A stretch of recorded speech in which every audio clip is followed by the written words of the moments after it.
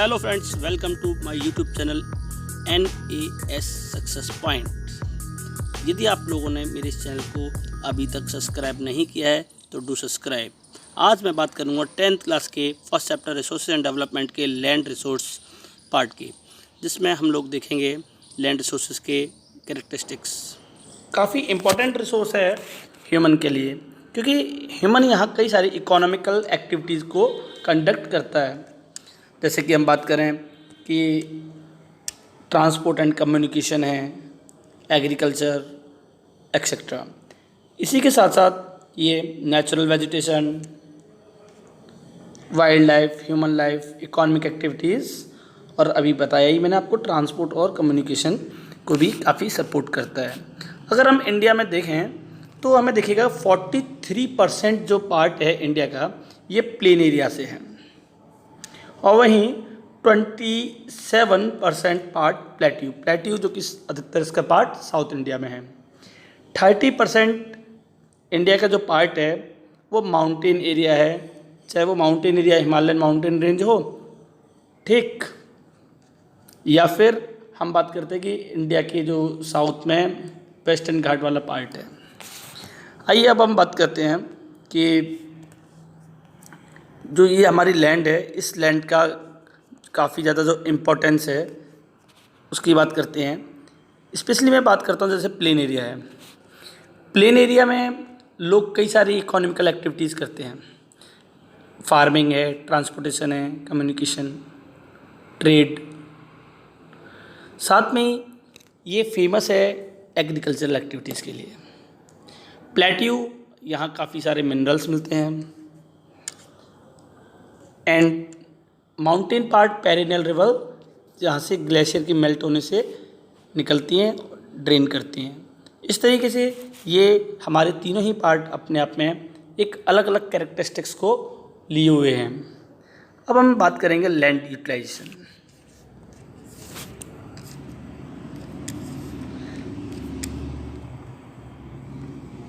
Land utilization, land का कई प्रकार की लैंड्स हमें देखने को मिलती हैं। जैसे कि सबसे पहले बात करते हैं फॉरेस्ट। एक बहुत बड़ा एरिया फॉरेस्ट एरिया है जो लैंड का यूज़ करता है। दूसरी तरफ land not available for cultivation. कुछ ऐसी ज़मीन भी होती है जहाँ खेती नहीं की जाती, लेकिन वो है कैसी ज़मीन, तो देखिए वो ज़मीन जो है हमें दिखेगी बेरन लैंड। बेरन लैंड का मतलब होता है बेरन एंड वेस्ट लैंड, बंजर भूमि, और वेस्ट मतलब जहाँ खराब पड़ी हुई है, जिसका कोई यूज़ नहीं हो रहा है। दूसरा है land put to non agricultural uses, जहाँ खेती नहीं करती बल्कि दूसरी चीज़ें वहाँ की जाती हैं, चाहे वो बिल्डिंग को बनाना हो जाए या फिर रोड, फैक्ट्रीज, हाउसेज एक्सेट्रा। इसके साथ ही हम फिर बात करेंगे अदर अनकल्टिवेटेड लैंड, जहाँ पर खेती नहीं की जाती।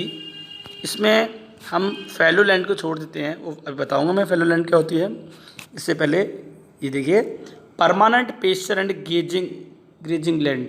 परमानेंट पेस्चर, जहाँ पर जो जानवर होते हैं वो चरते हैं मतलब घास और ये सब चीज़ें खाते हैं वहाँ, ठीक। एंड ग्रेजिंग लैंड वही है, बिल्कुल चरागाह भूमि हिंदी में कहा जाता है, जहाँ जानवर अपना कोई भी ऐसी घास से रिलेटेड ही दूसरी चीज़ें भी उगा लेते हैं, तो सब खाते हैं। फिर है लैंड अंडर मिसलेनियस। मिसलेनियस में ये वो पार्ट आ जाएगा जिसमें कई सारे ट्रीज उगे हुए हैं, ठीक। इसमें नेट सोन एरिया को इंक्लूड नहीं करेंगे। नेट सोन एरिया क्या होता है मैं आपको बताऊंगा, ये नेट सोन एरिया अभी आएगा उसके बाद।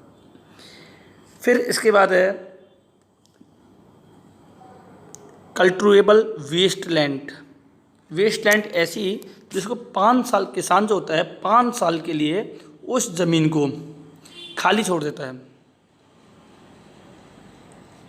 5 साल के लिए खाली क्यों छोड़ देता है? क्योंकि उसमें जो फर्टिलिटी है वो डिक्रीज हो जाती है, वो फर्टिलिटी फिर से गेन हो जाए, क्योंकि एटमॉस्फेयर से हमारे 78% एटमॉस्फेयर में नाइट्रोजन है, और वो नाइट्रोजन हमारी लैंड की जो सॉइल है उसमें मिक्स होकर के फिर से रिकवर कर देती है फर्टिलिटी सॉइल के अंदर, तो इसलिए वो खाली छोड़ देते हैं किसान। फैलो लैंड, ये फैलो लैंड क्या है? फैलो लैंड जैसे हम नीचे इसमें देखते हैं, इसको हिंदी में कहते हैं परती भूमि।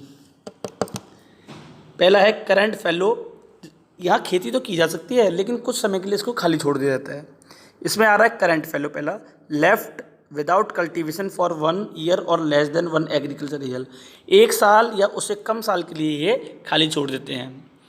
यहाँ पर काफ़ी ज़्यादा लोग छोटे छोटे किसान होते हैं, कम लैंड पर भी काफ़ी ज़्यादा कल्टीवेशन करते हैं, और अभी मैंने ऊपर आपको बता ही दिया कि खाली क्यों छोड़ते हैं, नाइट्रोजन की क्वांटिटी कम हो जाती है, ये एटमॉस्फेयर से गेन कर लेते हैं नाइट्रोजन सॉइल, चाहे वो बारिश के थ्रू या फिर अपने आप भी रिकवर कर लेती है, इसलिए खाली छोड़ देते हैं। तो ये कितने समय के लिए? 1 साल या उससे कम एग्रीकल्चरल ईयर, मतलब खेती जो की जाती है 1 साल उस पीरियड से है। फिर बात करते हैं दूसरा, other than current fallow.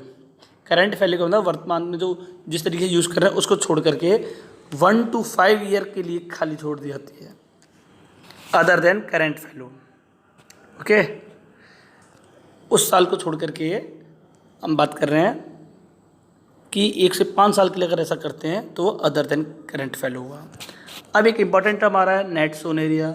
Net sown area it's a pure area, ये वो एरिया होता है जहाँ पर फार्मर्स खेती करता है, मतलब फील्ड्स को कल्टीवेट करता है। Area sown more than once in an agriculture year plus net sown area is known as gross cropped area, इसको GCA भी कहते हैं। ठीक, ग्रॉस क्रॉप्ड एरिया, जहाँ हम देखते हैं कि एग्रीकल्चर जो ईयर है उसमें उस लैंड का यूज़ करते हैं, 1 साल में 2-3 बार भी इसका यूज़ हो जाता है सीजन्स के हिसाब से, खरीफ, जायद और रबी जो क्रॉप्स होती हैं इस तरीके से।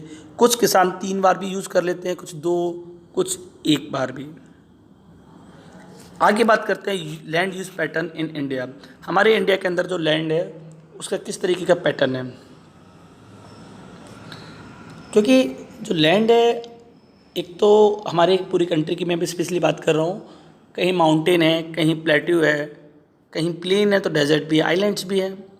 इस तरीके से लैंड का डिस्ट्रीब्यूशन है, और हर जगह ऐसा नहीं है कि लैंड जो है उसमें सेम क्वालिटी होती है, क्योंकि उसकी जो टोपोग्राफी है, कहीं ऊंची है, नीची है, उबड़ खाबड़ है, क्लाइमेट का फ़र्क पड़ता ही है, कहीं ज़्यादा बारिश होती है, कम बिल्कुल होती है, टेम्परेचर बहुत हाई है, बहुत कम है। फिर सॉइल किस तरीके की है, सॉइल भी डिफरेंट टाइप्स की होती हैं, चाहे वो लेटराइट सॉइल हो, ब्लैक सॉइल हो, एल्यूवियल सॉइल हो, माउंटेन टाइप सॉइल हो, येलो एंड रेड सॉइल है।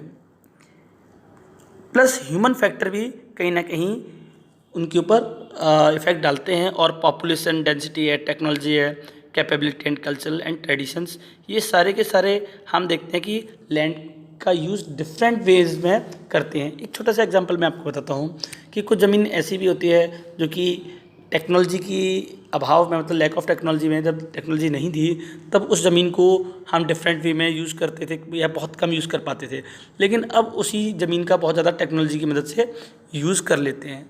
तो ये टेक्नोलॉजी फैक्टर हुआ।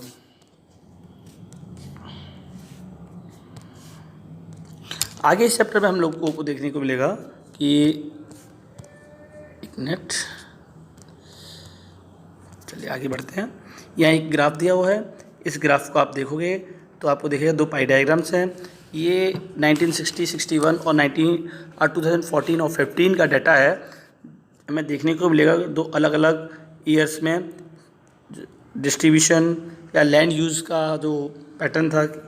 फॉरेस्ट एरिया 18.11 था 1960-61 में।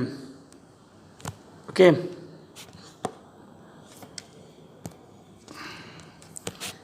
मैं बात कर रहा हूँ इस एरिया की, 18.11 था, लेकिन 2014 और 15 में ये बढ़ गया। पहले टेक्नोलॉजी नहीं थी तो काफ़ी ज़मीन खाली पड़ी रहती थी, लेकिन अब टेक्नोलॉजी की मदद से, जहाँ मैं 2014 और 15 की बात कर रहा हूँ, लगभग 50 साल बाद, तो टेक्नोलॉजी इतनी बढ़ गई कि उस ज़मीन का भी यूज़ करने लग गए। दूसरा, बेरन एंड अनकल्चरेबल वेस्ट लैंड। बेरन बंजर भूमि थी, लेकिन पहले ज़्यादा थी, अब कम हो गई क्योंकि उसका यूज़ करने लग गए हैं। ऐसे ही area under non agricultural use, बहुत सा एरिया ऐसा था जो एग्रीकल्चरल यूज़ में नहीं था, वो था 4.95, लेकिन ये बढ़ गया, अब उसको एग्रीकल्चरल में कन्वर्ट कर रहे हैं क्योंकि बढ़ती हुई जनसंख्या के लिए ज़रूरी है कि फूड की सप्लाई काफ़ी हो, तो एग्रीकल्चरल एक्टिविटीज़ करनी ही पड़ेंगी मित्रों।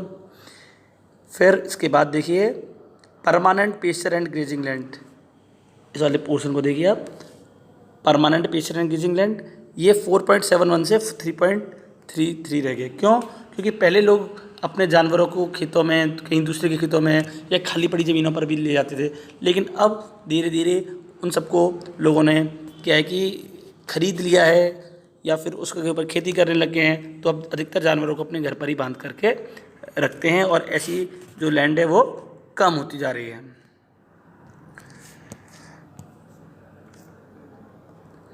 एरिया अंडर मिसलेनियस, जिसमें कई सारी चीज़ें आती हैं, ट्रीज, क्रॉप एंड ग्रूव्स, ये आपको देखेगा 1.50, ये भी 1% रह गया है, ये एरिया भी कम हुआ है। सबसे बड़ी रीज़न है कि एग्रीकल्चरल एरिया इंक्रीज हुआ है। तो इसको दो पाई डायग्राम का कंपैरिजन है ईयर वाइज, तो इससे हम लोगों ने ये समझा। आगे बढ़ते हैं मित्रों कि हमारी जो इंडिया है, इस इंडिया का टोटल अगर मैं बात करूं एरिया की तो 3.28 मिलियन स्क्वायर किलोमीटर है, जिसका हम 93% जोग्राफिकल एरिया ही यूज़ कर पाते हैं। क्योंकि काफ़ी एरिया ऐसा है, जैसे नॉर्थ ईस्टर्न स्टेट की मैं बात करूँ, अरुणाचल प्रदेश है, असम है, ठीक, और वहीं दूसरी तरफ जम्मू एंड कश्मीर है जो कि पाकिस्तान के कब्जे वाला है और चाइना की कब्जे वाला भी है। इनकी वजह से क्या है कि वो एरिया इंडिया का होते हुए भी वहाँ पर उसका यूज़ नहीं हो पा रहा है।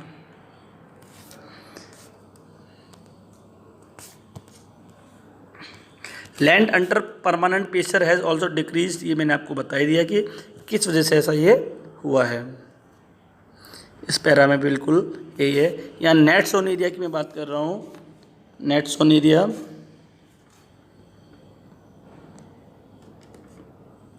NSA, net sown area is India comes to about 54% of all the total reporting area. जितना भी इंडिया का 3.28 लाख मिलियन स्क्वायर किलोमीटर जो एरिया है, उसका 54% एरिया नेट सोन एरिया है, जहाँ पर फार्मर्स एग्रीकल्चरल एक्टिविटीज़ करता है,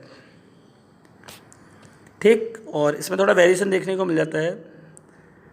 किस तरीके का वेरिएशन? स्टेट टू स्टेट, किसी स्टेट्स में ज़्यादा हुआ है तो किसी में कम हुआ है। 80% ऑफ द टोटल एरिया जो है पंजाब और हरियाणा का, याद रखिएगा, 80% of total area in Punjab और हरियाणा एंड लेस देन 10% इन अरुणाचल प्रदेश, ये नेट सोन एरिया है। सोचिए कहीं पंजाब और हरियाणा में तो काफ़ी ज़्यादा यूज़ कर रहे हैं, लेकिन अरुणाचल और Andaman and Nicobar, Manipur, Mizoram, north eastern states हैं, वहाँ पर लैक ऑफ टेक्नोलॉजी और जो वहाँ पर जोग्राफिकल उनकी जो लैंड का है वो ठीक नहीं है, टोपोग्राफी उसकी, तो ऐसा वहाँ पर है।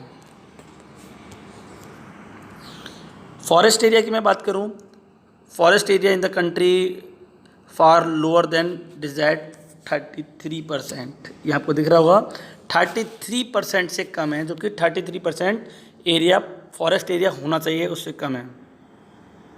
नेशनल फॉरेस्ट पॉलिसी थी, वेरी इंपॉर्टेंट टर्म है दोस्तों, 1952 ईयर, याद रखिएगा इस ईयर को, क्योंकि कई बार इस तरीके की ईयर्स एग्जाम्स में पूछी जाती हैं। नेशनल फॉरेस्ट पॉलिसी, ये क्वेश्चन सिर्फ ज्योग्राफी का ही नहीं बल्कि एनवायरमेंटल पॉइंट ऑफ व्यू से भी this question is very important. National forest policy 1952 के according 33% geographical area forest area होना चाहिए, तो उसके लिए ज़रूरी है इकोलॉजिकल बैलेंस करके रखें। कई सारे millions of people are depend on this, so that's why. आगे देखिए, इसमें जो हम लोगों का जो वेस्ट लैंड है, कहीं ना कहीं उस वेस्ट लैंड में हम लोग देखते हैं कि नॉन एग्रीकल्चरल यूजेज है उसका। नॉन एग्रीकल्चरल का यूजेज का मतलब कि वहाँ खेती नहीं की जाती, ठीक, नॉन एग्रीकल्चरल। तो आपको दिखेगा it include settlement, road, railways, industries, ये सारी चीज़ें वहाँ होती हैं। और वहीं डेजर्ट एरिया है, रॉकी एरिड एरिया है, तो इन जगह भी खेती नहीं कर पाते हैं। और कई बार क्या होता है कि लैंड डिग्रेडेशन की वजह से भी काफ़ी नुकसान होता है सॉइल का, तो फर्टिलिटी लूज होती है और एग्रीकल्चरल पॉइंट ऑफ व्यू से नुकसान होता है। अब हम बात करेंगे land degradation and conservation measures की। लैंड डिग्रेडेशन क्या है? डिग्रेड, याद रखने के लिए आपको बता दूं, जैसे कि एग्ज़ाम्स में मार्क्स आते हैं और अब उसको ग्रेडिंग कर दिया गया है A B C D। D को हम काफ़ी नीचे मानते हैं, डी का मतलब डी ग्रेड काफ़ी नीचे है, डी ग्रेड। तो ऐसे ही डी ग्रेड का मतलब कमी होना, खराब होना, ठीक। ज़मीन जो है, लैंड एरिया है, उसका ख़राब होना। और कंजर्वेशन मेजर्स, ऐसे कौन कौन से स्टेप्स हैं जिससे लैंड को डिग्रेड होने से हम बचा सकते हैं। इस हमने पहले भी बात कर चुके हैं कि लैंड डिग्रेडेशन के कुछ रीजंस थे। अब देखते हैं इसमें हम लोग जो अपनी लाइफ में कई चीज़ें ऐसी हैं जिनका यूज़ करते हैं, उनमें से कुछ खाने पीने की चीज़ें हैं, पहनने की भी चीज़ें हैं। तो कहीं ना कहीं बहुत सारी चीज़ें हम लोगों को जो मिलती हैं, जैसे कि फूड, शेल्टर, क्लोथिंग, 95% ये लैंड से ही हम इनको ले पाते हैं। 95% activities human comes from land. Degradation अगर लैंड का होता रहा तो ये सारी चीज़ें हमें मिलना वास्तव में मुश्किल हो जाएगा। तो उसके लिए हमें क्या करना चाहिए वो मैं भी आपको बताऊंगा। कई सारी ऐसी ह्यूमन एक्टिविटीज़ हैं, ये ह्यूमन एक्टिविटीज़ आपको देखो, ये दिखाता हूँ मैं। Deforestation, overgrazing, mining and quarrying, to have contributed significantly in land degradation के लिए। Deforestation, overgrazing, mining and quarrying, इनकी वजह से लैंड बहुत ज़्यादा डिग्रेड हो जाती है, ख़राब हो जाती है। पेड़ों को काटोगे तो जाहिर सी बात है कि पेड़ जो हैं, पेड़ की जड़ें मिट्टी को अपने में बांधे रखती हैं, हवा और पानी उनको बहा करके और उड़ा करके ना ले जाए, तो ये विंड की स्पीड और पानी की स्पीड को भी कंट्रोल करती हैं, तो डिफॉरेस्टेशन नहीं होता। ओवरग्रेज, डिफॉरेस्टेशन की वजह से अगर पेड़ों को काट देंगे तो ऐसा ज़्यादा होगा कि सॉइल जो है वो डिग्रेड होती चली जाएगी, ठीक। कि जो सॉइल तो top most layer of the earth होती है, साथ में पूरी जो लैंड है वो डिग्रेड हो जाएगी। माइनिंग, ज़मीन को खोद करके कई सारे मिनरल्स को डिग करके बाहर निकालते हैं, एक्सट्रैक्ट करते हैं, और इसकी वजह से भी जो ज़मीन होती है वो ख़राब हो जाती है, उसके ऊपर एक दूसरी लेयर जमा हो जाती है कंकड़ों के टूटने फूटने और उसके हवा में उड़ करके कहीं बिछने से, मतलब वहाँ उसकी जमा हो जाती है, ठीक। तो इस तरीके से आगे अब हम बात करते हैं कुछ माइनिंग साइट्स जो हैं। माइनिंग साइट्स से मेरा मतलब जहाँ से हम मिनरल्स को एक्सट्रैक्ट करते हैं, ठीक। तो ये भी मैंने आपको बताया कि किस तरीके से वो लैंड को डिग्रेड कर ही देता है। ये कुछ स्टेट्स हैं, ये स्टेट्स आपको दिखेंगी। मैंने आपको पहले भी बताया था कि पेनिनसुलर प्लेट्यू में मिनरल्स एक्सट्रैक्शंस काफ़ी ज़्यादा होता है। तो झारखंड, छत्तीसगढ़, मध्य प्रदेश, उड़ीसा का ये पार्ट डिफॉरेस्टेशन माइनिंग के द्वारा ही वहाँ पर हो रहा है, और जैसे लैंड डिग्रेड हो रही है। गुजरात, राजस्थान, मध्य प्रदेश, महाराष्ट्र, यहाँ पर ओवर ग्रेजिंग ज़्यादा होती है। लैंड डिग्रेडेशन का ये भी एक इम्पोर्टेंट रीज़न है। पंजाब, हरियाणा, वेस्टर्न उत्तर प्रदेश, यहाँ पर आपको दिखेगा कि ओवर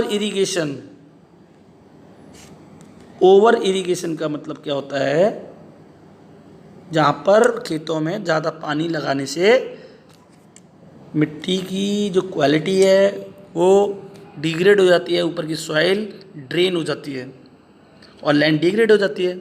वाटर लॉगिंग की वजह से भी ऐसा प्रॉब्लम आती है, पानी बहुत देर तक जमा रहता है तो वो ख़राब कर देता है, जिसकी वजह से सैलिनिटी और एल्कलिनिटी सॉइल के अंदर जमा हो जाती है।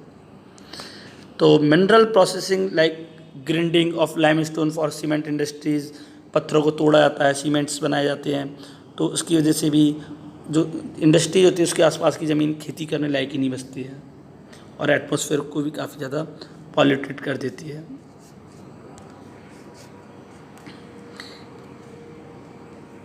तो यहाँ पर हम लोग देख रहे हैं कि किस तरीके से हमारी जो लैंड है वो डिग्रेड होती जा रही है। पिछले कुछ सालों में अगर हम देखें कि इंडस्ट्रियल इन्फ्लुएंस अपने कुछ वेस्ट को वो लैंड के ऊपर फेंक देते हैं, जैसे वाटर पॉल्यूशन, ठीक, लैंड पॉल्यूशन भी देखने को मिलता है। लेकिन अगर ये जब प्रॉब्लम हुई है तो इसकी कुछ ना कुछ हमें कैसे मेजर्स इससे हम लोग कंजर्वेशन कर सकें, इसको पॉल्यूटेड या डिग्रेड होने से बचा सके, क्या करना चाहिए। डिफॉरेस्टेशन हुआ है तो एफॉरेस्टेशन कर दीजिए, जितने पेड़ काटे जा रहे हैं उतने पेड़ लगा दीजिए, एफॉरेस्टेशन, प्लांट्स लगाना। और जहाँ पर प्रॉपर मैनेजमेंट ऑफ ग्रेजिंग भी, जो ज़मीन खाली पड़ी हुई है, ठीक, वहाँ क्या है कि जानवरों को लेकर के चराना शुरू कर देते हैं। लेकिन ऐसा भी तो करना चाहिए कि वहाँ से खुद काट करके और उन एनिमल्स को एज अ फॉडर, उनको जहाँ वो बंधे हुए होते हैं, घर के अंदर रहते हैं, वहाँ उनको प्रोवाइड करा दें।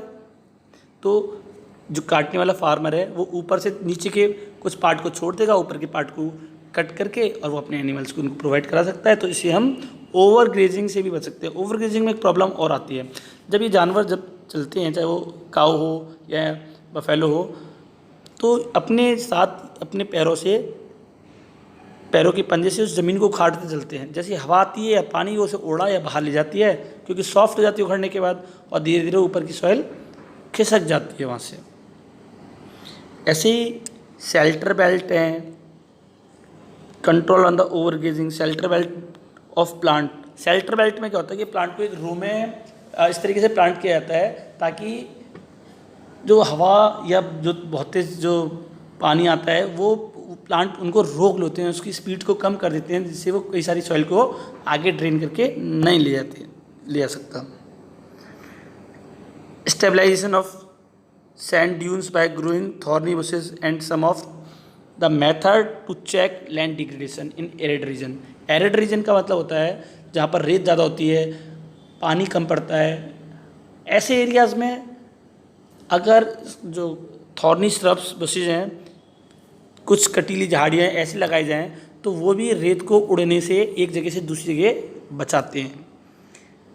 प्रॉपर मैनेजमेंट किया जाए वेस्ट लैंड्स का, ठीक, वेस्ट लैंड को हम यूज़ कर सकते हैं। कई सारी एग्रीकल्चरल जो लैंड है, उस एग्रीकल्चरल लैंड पर हम कई सारी ह्यूमन एक्टिविटीज़ कर रहे हैं, बिल्डिंग, रोड कंस्ट्रक्शन, तो कुछ ऐसी, और इंडस्ट्री भी, तो ऐसी एक्टिविटीज़ के लिए क्यों ना वेस्ट लैंड का यूज़ कर ली जाए, ठीक। माइनिंग एक्टिविटीज़ को कंट्रोल किया जाए प्रॉपरली। अब माइनिंग तो कर रही है, लेकिन उसको कहीं ना कहीं बहुत ज़्यादा जो ब्लास्ट करके चट्टानों को तोड़ते हैं, उस पर कुछ कंट्रोल किया जाए। कई सारी जगह तो माइनिंग एक्टिविटीज़ बैन है और इलीगल तरीके से कई लोग करते हैं without the permission of the government, तो वो उसके ऊपर भी रोकथाम लगा रखी है, प्रिवेंशन है। Proper discharge and disposal of industrial influence, कहीं भी फेंक देते हैं ज़मीन पर, पानी में भी फेंक देते हैं फैक्ट्री अपने इन्फ्लुएंस को, बचे हुए पदार्थों को, अवशिष्टों को, तो वो ऐसा ना करें, उसके लिए उनके ऊपर कंट्रोल गवर्नमेंट के द्वारा किया जा सकता है। साथ में ही उसके साथ वेस्ट एंड जो है उसको ठंडा कर दिया जाए, क्योंकि गर्म पानी को रिवर में बहा देते हैं, जिससे कि उसके जो एनिमल्स या एक्वेटिक लाइफ है उनके ऊपर काफ़ी नेगेटिव इफ़ेक्ट पड़ते हैं। और उसमें से जो मेन कह सकते हैं कि केमिकल्स हैं, इनको हटा दीजिए। वेस्ट है उनको भी उसके अंदर ड्रेन कर देते हैं, उनको भी ना प्रॉपर ट्रीट करके अगर उसको हम ड्रेन करें तो ज़्यादा ठीक रहेगा और डिग्रेडेशन नहीं होगा लैंड और वाटर दोनों का ही। इस पार्ट में सिर्फ इतना ही। अगले पार्ट में हम बात करेंगे types of soil in different parts of the country, जहां इंडिया के मैप में हम इनको एक एक करके लोकेट भी करेंगे।